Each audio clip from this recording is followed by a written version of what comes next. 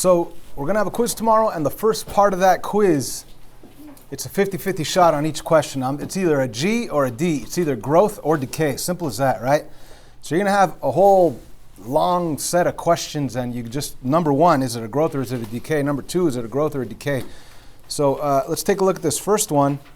And what we need to remember is that a growth function from left to right grows away from the asymptote.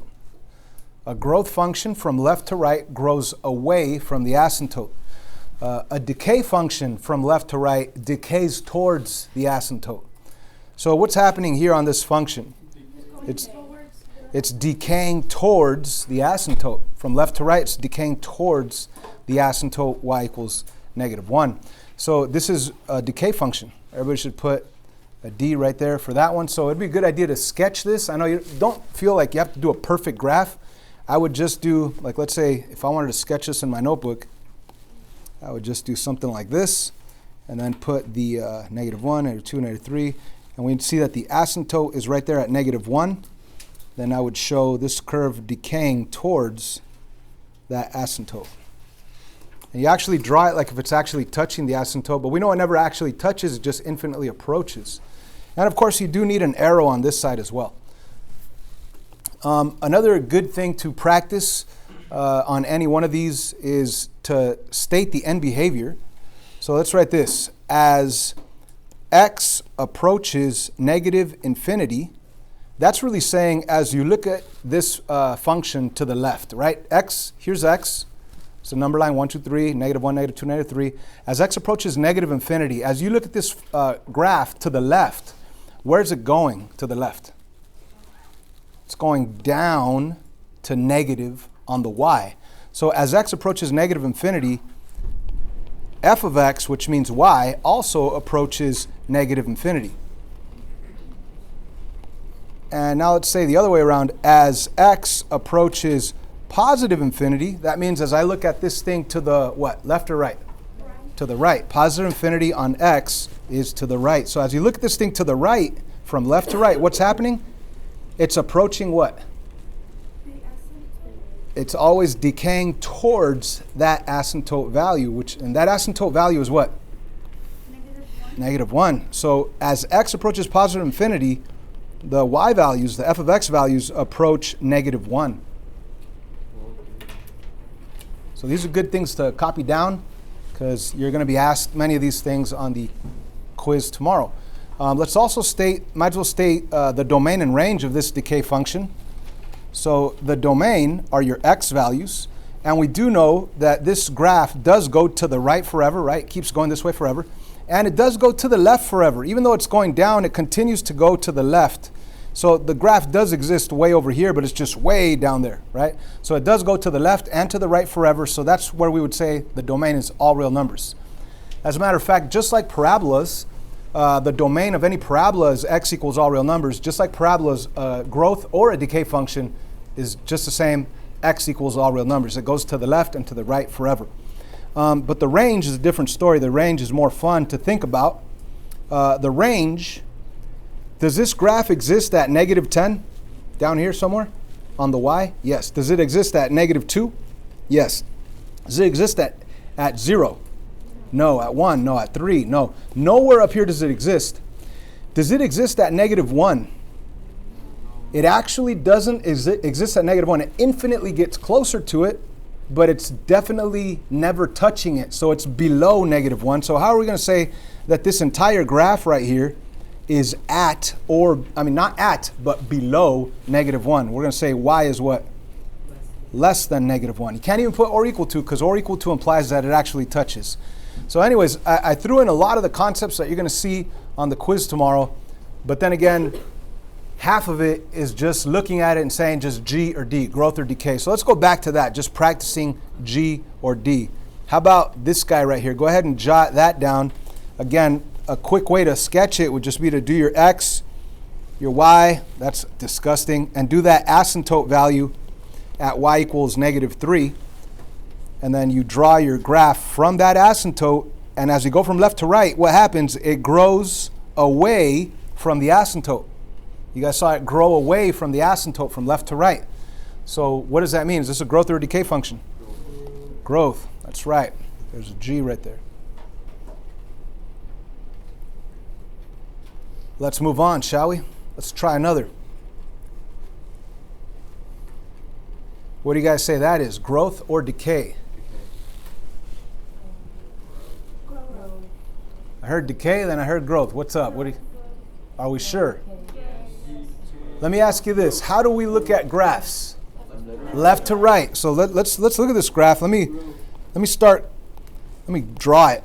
I start here. From left to right, it's on the asymptote, on the asymptote, on the asymptote, and then all of a sudden what's happening to it? It grew away from the asymptote. It grew away from the asymptote. So this is definitely a growth function, not a decay function. From left to right, it'll grow away from the asymptote. Now you're probably thinking, how the heck is it growing if it's going to the negatives? That makes total sense. You could grow in debt. If you have a bunch of credit cards and you start using them all, your debt, your negative value of money is going to grow. So this is definitely growing from left to right, but in the negative direction, right? If you were to think about the entire function, the y equals a times base to the power of x minus h plus k, that would mean that this a value must be negative because it's growing in the negative direction, right? Just to relate some other concepts to it. So anyways, that's definitely a growth because from left to right, it's growing away from this asymptote, which is technically y equals 4. What would the range of this blue graph be? What would the range, if this asymptote is at y equals 4, what would the range be? Y is less than 4. Y is less than 4. Good job. Y is less than 4. That's your range. Range. And again, the first half of the quiz, I'm not even asking for domain and range. First half of the quiz, I'm just saying growth or decay. Even if you guess, you got a 50-50 shot, right? Let's take a look at another one. Right there, growth or decay? Decay. From left to right, this is definitely a decay. From left to right, look, I'm going to start over here on the left side. It's decaying towards what? Towards that asymptote. It's decaying towards that asymptote. What's the asymptote? Right here it is. It's at the y equals 1 line. Okay? It'll never actually touch y equals 1. It'll just infinitely approach the y equals 1 line. Anyway, that's a decay function. Now, we're also going to have some more decay or growth questions, like right here, number 5. Everybody jot that down and just look at it and tell me, is that a growth or a decay function? In order for us to answer this correctly, which the correct answer is growth, not decay, it's growth. In order for us to answer this correctly, we need to know the actual form of it, right? Y equals a times b to the power of x, and if there's a minus h and a plus k, it'll be right there and there. However, we don't have an h and k on this guy, but what is our a value truly? It's actually a -1, right? The base is not -3. Now, if this would have been in parentheses, then yeah, the base would be -3, but there's no parentheses around that negative. So the base is just 3, right? So we actually need to visualize this, that there's a -1 right in front of that 3. So it's really y equals -1 times the base 3 to the x power. A negative sign is really a -1 that's being multiplied by whatever you have. So your a value here is truly -1, which means it's going to open down. The base is really 3, which means it's a growth. Okay, so we need to be able to look at these and say whether they're growth or decay. Number 6. Copy that guy down. What do you say, growth or decay? Growth. Are you sure?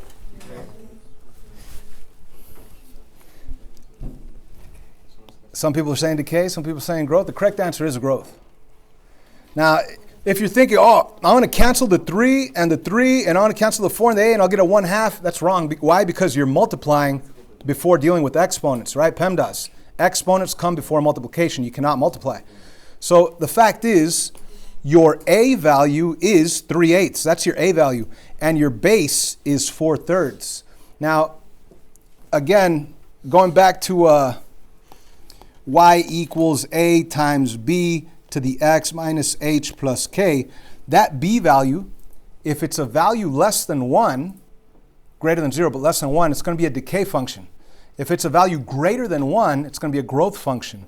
And if you think about 4/3, that's really 1.33. It's bigger than 1. That's what I'm saying. It's bigger than 1. So that is a growth function. Everybody put a G. That's the most disgusting G I've ever. G right there. That's definitely a growth function.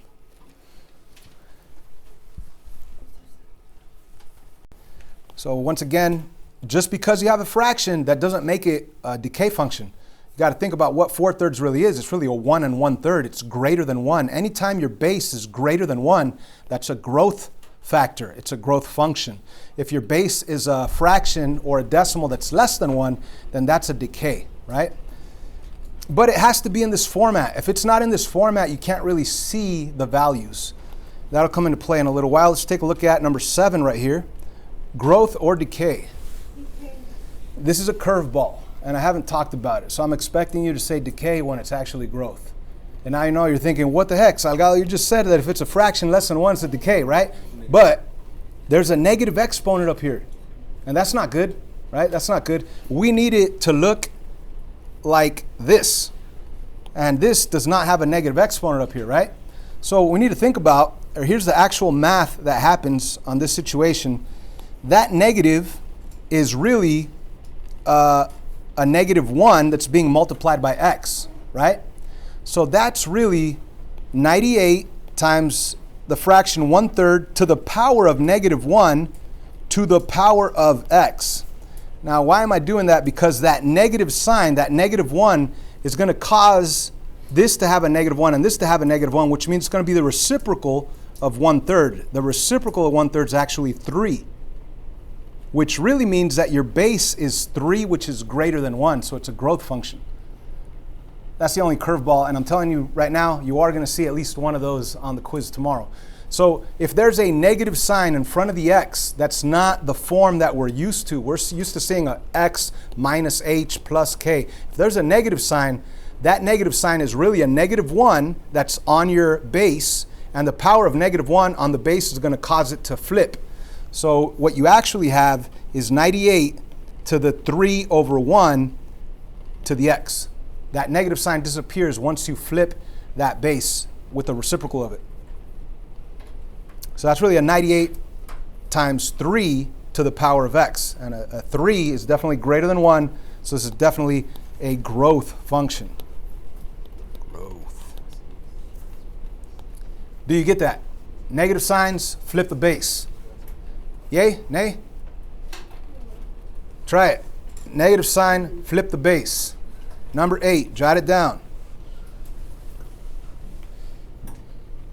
Will that be a growth or a decay function? Decay. You can't look at it yet because it's not in the format of y equals a times base to the power of x. It's to the power of -x. Of course, you might have a minus h and a plus k, but you should not have a negative sign in front of the x. This negative sign is going to cause this fraction to flip, and then it'll become positive. Now, that's the trick. The negative makes the fraction change. Of course, the actual explanation for it is if you have 4/3 to the -1 to the x, that's the same thing as multiplying -1 times x, getting a -x. But if you write it like this, and then you distribute that -1, you don't have to do this math, by the way. The -1 on the 4, the -1 on the 3, you'll have 4 to the -1, you have 3 to the -1, and you'll have it all to the power, or as a base of the power of x. And then you would flip the negative and the negative to become positive, and you end up with 1/2, 3/4 to the power of x. And now you could look at it and say, oh, the base is 3/4. That's a decay function. So once again, you just saw those two problems, those two curveballs right there. Yeah, we need this to be, if it's greater than 1, it's growth. If it's less than 1, it's decay. But if you have a negative, you have to flip it first before you think about growth or decay. How about this guy, number 9? Growth or decay? Let me ask you this. What's the a value on number 9? 1. That's right.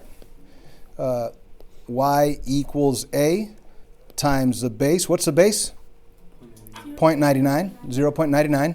and then to the power of x plus 3. All right, so what is the base value? You just said 0.99. So what does that make it? Decay. There you go. So this is the decay. Decay. Moving on, number 10. Growth or decay? Decay. It's straightforward, right? The base is 1/2. It's less than 1. That's a decay function. Half of the quiz is just growth or decay. Even if you have no idea, you could just put growth on all of them. You'll probably get half of them right. 50-50 shot, right? Moving on. There will be some where we have to graph. It'd be better if we had graph paper, but we don't. So do the best sketch that you can. You will have graph paper, obviously, on tomorrow's test. Go ahead and jot down that function. This one's worth 2 points.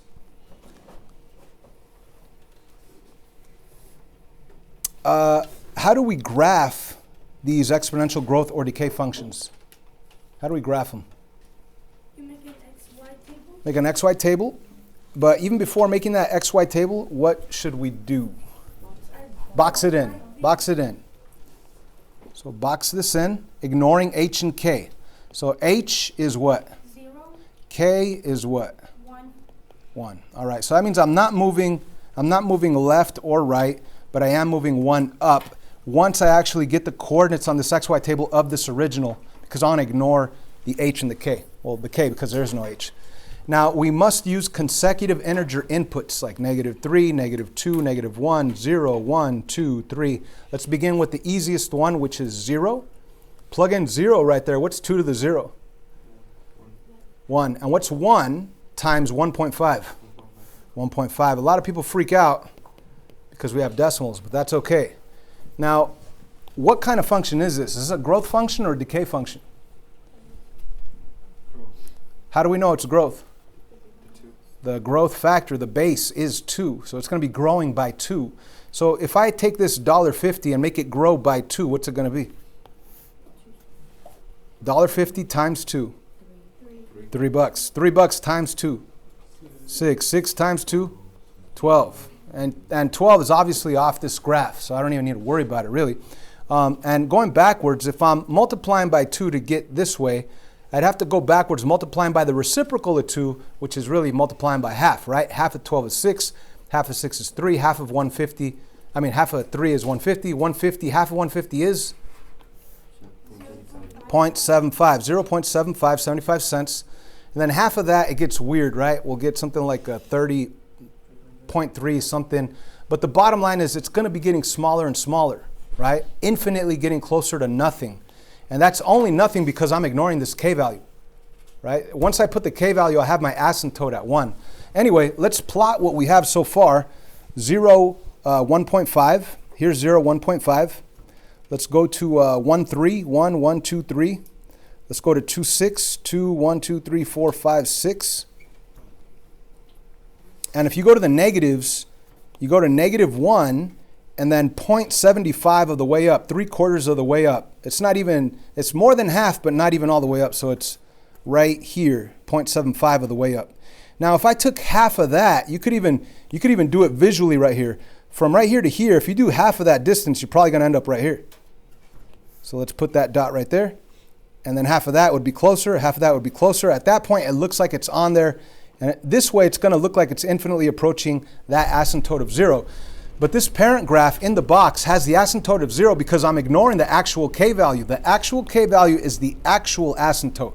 K value is 1. Y equals 1 is my actual asymptote. So my actual asymptote will be right here at the y equals 1 value. So what do I need to do to all these coordinates to actually be on that asymptote?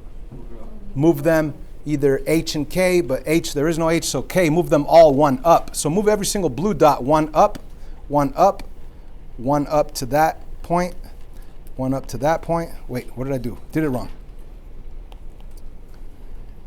1 up right there, and 1 up right there, 1 up right there, and so on and so on. So the actual graph is this red one, and it's on that asymptote of y equals 1.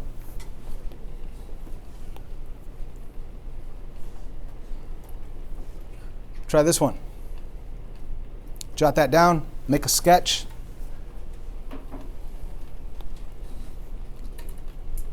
Actually just created this one a couple of minutes ago. I hope it actually fits on this graph, or at least some of it will. So again, let's ignore h and k. Let's identify h and k. H, you think opposite of that 2, which is negative 2, which means you're going to be moving 2 to the left. K is the value of 3, which means you're going to move 3 up. And also, you could say that your end graph will have the asymptote y equals 3. Asymptote y equals 3. Now, I'm not even going to draw that asymptote yet. Why? Because I want to worry about this parent graph inside the box first. So let's begin with the xy table. Consecutive integer inputs, negative 3, negative 2, negative 1, 0, 1, 2, 3. Plugging in 0 is very easy because anything to the 0 power is 1, and 1 times negative 4 is negative 4. So when I plug in 0, I get out a negative 4. Now from there, I could, if I wanted to, plug in a 1, plug in a negative 1, plug in all these values, or I could use the growth or decay factor to get to my next value. So is this a growth or a decay factor? Decay, it's definitely half. So I need to take this output and I need to make it decay by half. And what would I get? You get to the negative 2. And then decay by half? Negative 1. Then decay by half? Negative half. And you could keep going. The next one would be negative 1/4, and then negative 1/8, and then negative 1/16, negative 1 over 32, and it keeps getting smaller and smaller and smaller. But I already know it's getting smaller. From here, negative 1, then negative half, it's getting smaller, closer to nothing. Anyways, going backwards, if I'm decaying by half, backwards would be multiplying by the reciprocal of half, which is what? 2. Times 2 is this, times 2 is that, times 2 is that. What do I get up here on this one? Negative 8. And then negative 16, but that's already off the graph, so I don't have to worry about it. Let's go to 0, negative 4, 0, 1, 2, 3, 4. It's way down here. Negative 1, negative 8 is going to be off the graph. Negative 1, negative 8 is off the graph. I'm not going to do that. But I'll go to positive 1, negative 2. Positive 1, negative 2 is right here. I'll go to 2, negative 1. 1, 2, negative 1 is right here. And then 3 and negative half. 1, 2, 3, negative halfway is right there. The next one would be even closer, and then closer, and so on and so on. But this is just my parent graph. I still need to shift to where and where? Where do I shift? 3 to the left. No, wait. 2 to the left, 3 up. 2 to the left, 3 up. So 2 to the left, 1, 2, 3 up. I end up right here. The other one, 2 to the left, 1, 2, 3 up right there. And so on, and so on. And at this point, when you're shifting already, it's a good idea to start with the asymptote of y equals 3. Go to y equals 3, make that asymptote.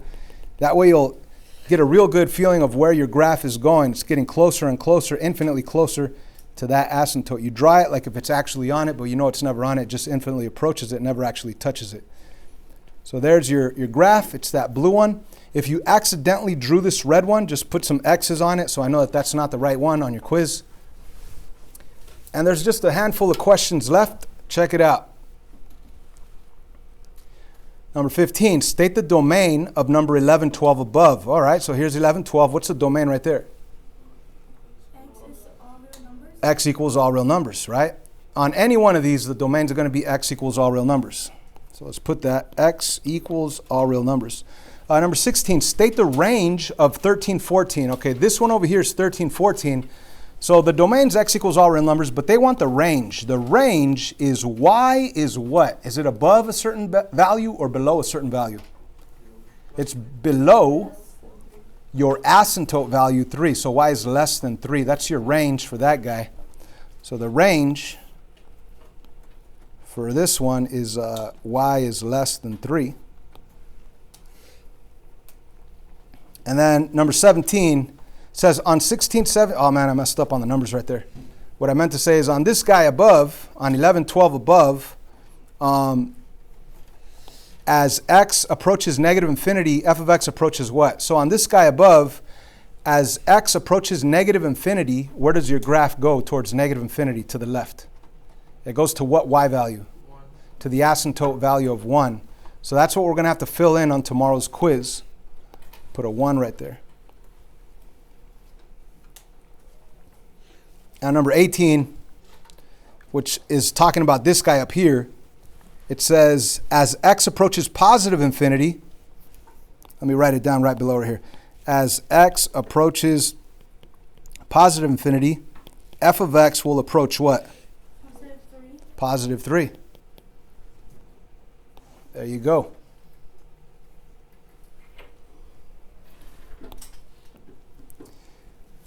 These are fun right here, 19 and 20. Without graphing, state the asymptote of y equals 2 to the x minus 3 minus 5. What's the asymptote? Let's say y equals negative 5. Remember, when you say y equals, that's talking about that horizontal line crossing at negative 5 on the y. And the last one, state the range of y equals 2 to the x plus 1. Well, let's think about this. It says without graphing, but you could sketch it. What kind of function is this, a growth or a decay function? Growth. What's the asymptote? 1. Asymptote's positive 1, right? So from left to right, what's happening if it's a growth function? Is going up. Grows away from the asymptote. So that must mean that from left to right, it's at the asymptote and then it grows away from it. So what is the range of this thing? If you said that the asymptote was at y equals 1. Y is greater than. Yep. The range is y is greater than 1. And that's it. That's a whole entire quiz right there. I mean, it took a really long time because I explained it, every single one in detail. You guys should be able to finish this like in 10 or 15 minutes tops. So it'll be uploaded to Edmodo. I'll also put the PDF of all this on Edmodo.